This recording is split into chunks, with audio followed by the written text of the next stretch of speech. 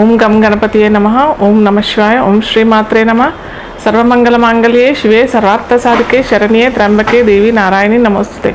జ్ఞానానందమయం దేవం నిర్మల స్ఫటికాకృతం ఆధారం సర్వవిద్యానం హయగ్రీవం ఉపాస్మహే.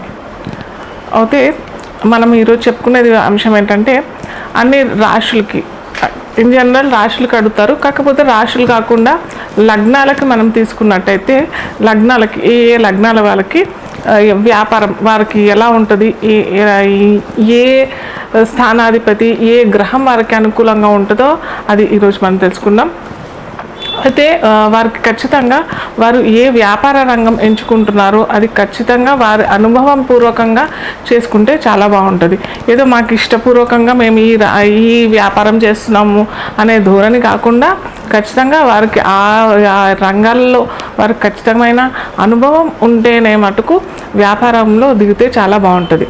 అయితే ఒక్కొక్క లగ్నాల వాళ్ళకి మనం ఇన్ జనరల్ చాలామంది రాశులకు కూడా చూసుకోవచ్చు కదా అని అంటారు. కాకపోతే రాశులకి లగ్నాలకి తేడా ఏంటంటే, రాశి మనం మనస్సును గ్రహిస్తాం అంతేగాని లగ్నం అనంటే మటుకు మొత్తం శరీరం మొత్తం ప్లస్ లగ్నం అనంటే దాని నుంచి ఏ గ్రహాలు వారికి అనుకూలంగా ఉంటుందో అనేది తెలిపేది కేవలం లగ్నం మాత్రమే. కాబట్టి మనం ఖచ్చితంగా లగ్నం నుంచి తీసుకుంటే చాలా చక్కగా ఉంటుంది.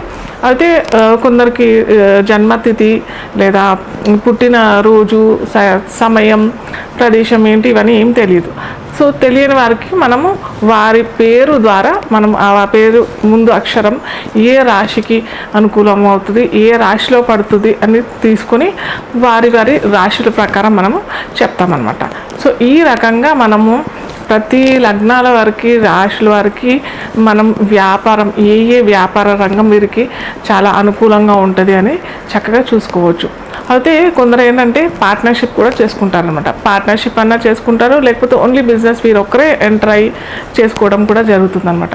సో పార్ట్నర్షిప్ అన్నప్పుడు చాలామంది చూసుకునేది ఏంటంటే వారి నక్షత్రాలు లేదా వారి లగ్నాలు లేదా రాశులు మ్యాచ్ అవుతే బాగుంటుంది కదా అని అనుకుంటారు. కానీ ఇక్కడ ఏమైపోతుంది అనమాట, వారు లగ్నమైన రాశి అయినా నక్షత్రమైనా చూసుకున్నప్పుడు వారు అనుకూలంగా ఉన్నది లేదా ఒక్కటే మనకు తెలుస్తుంది.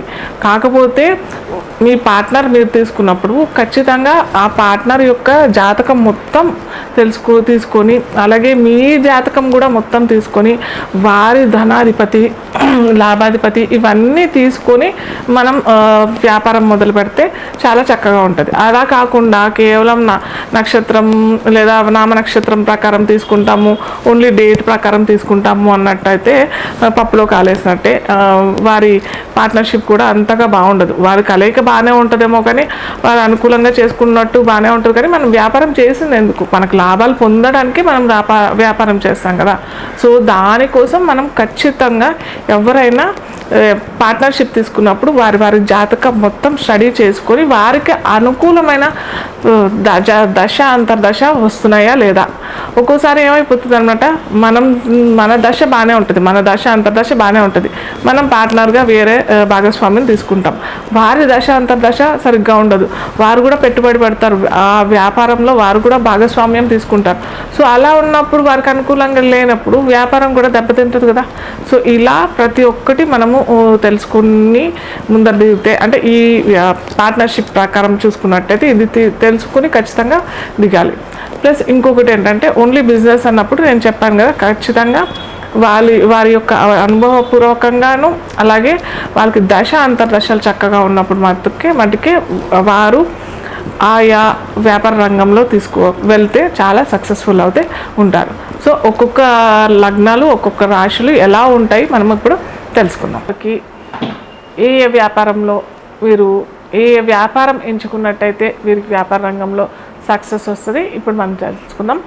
అది ధనుర్ లగ్నానికి అధిపతి గురువు అవుతాడనమాట. గురువు ఏంటంటే మొత్తం మనకి నవగ్రహాల్లో ధనానికి కారకుడు ఎవరు అని అంటే గురువు అనమాట.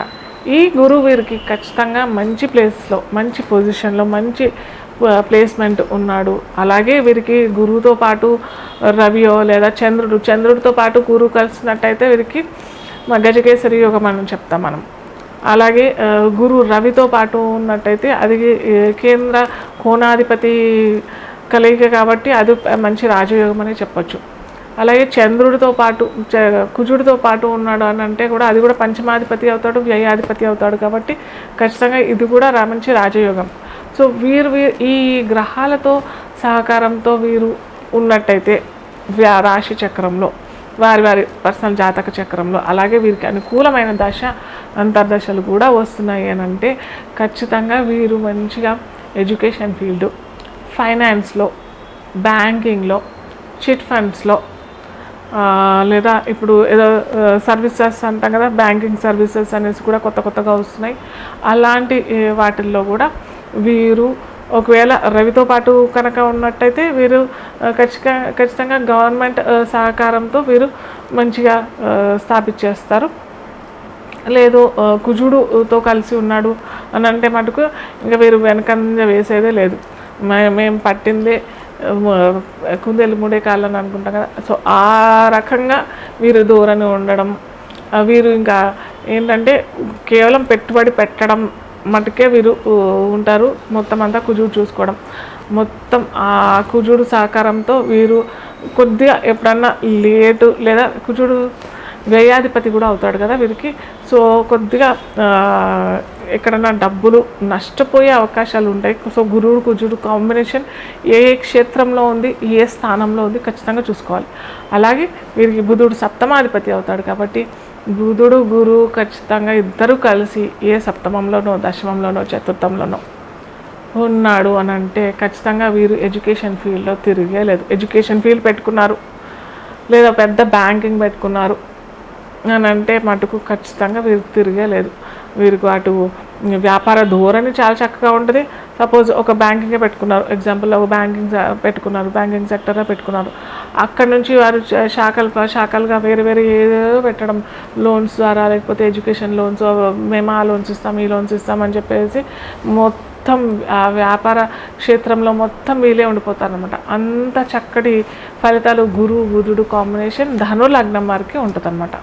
సో అలా వీళ్ళు బ్యాంకింగ్లో అయినా, ఫైనాన్స్లో అయినా, చిట్ ఫండ్లో అయినా, ఇంకా ఏంటంటే ఎడ్యుకేషన్ ఫీల్డ్లో అయినా కూడా చాలా చక్కటి ఫలితాలు ఇస్తాడనమాట.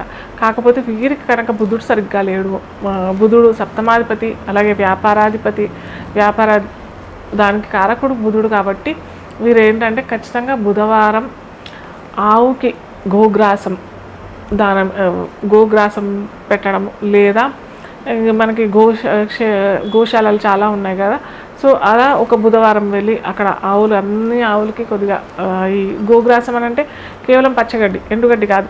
ఇక్కడ మనం తీసుకున్నది ఏంటంటే పచ్చగడ్డి తీసుకొని ఆవులందరికీ తినిపించడం, లేదా మేము ఒక నెలకు సరిపడి గోగ్రాసం మేము ఇస్తున్నాము, దానం చేస్తున్నాము అని చెప్పేసి ఆయా గోశాలలో ఒక్కొక్క వారం ఒక్కొక్క గోశాలలో, లేదా ఒక్కొక్క నెల ఒక్కొక్క గోశాలలో ఇస్తామని చెప్పేసి ఇస్తే మటుకు ఖచ్చితంగా మనకు ఆ బుధుడు సహకారం, బుధుడు అనుకూలత ఖచ్చితంగా వీరికి లభిస్తుంది. అలాగే కొద్దిగా గ్రీన్ అవాయిడ్ చేయడానికి కూడా ప్రయత్నం చేసుకోండి. ఎక్కువగా ఎల్లో అంటే పసుపు రంగు కలర్ వేయడం. గురువారం మీరు ఏ ప్రోగ్రామ్ అయినా స్టార్ట్ చేస్తే మటుకు ఖచ్చితంగా గురువారం, అలాగే గురువారం పుష్యమి నక్షత్రం, గురువారం పునర్వసు నక్షత్రం, లేదా గురువారం ఇంకేదైనా మంచి నక్షత్రాలు కలిసి వచ్చినట్టయితే, ఆ తిథి కూడా కలిసి వచ్చింది, ఏకాదశి, సప్తమో, దశమో, ఇలాంటి నక్షత్రము, దశ, అదేమంటే తిథి, ఇవన్నీ కలిసి వచ్చాయనంటే మటుకు వీరికి తిరిగే ఉండదన్నమాట. సో ఇది ధనస్సు రాశి వారు, లేదా ధనస్సు లగ్నం వారికి వ్యాపారంలో ఎలా ఉంటుంది అని చెప్పేసి మనం తెలుసుకున్నాం.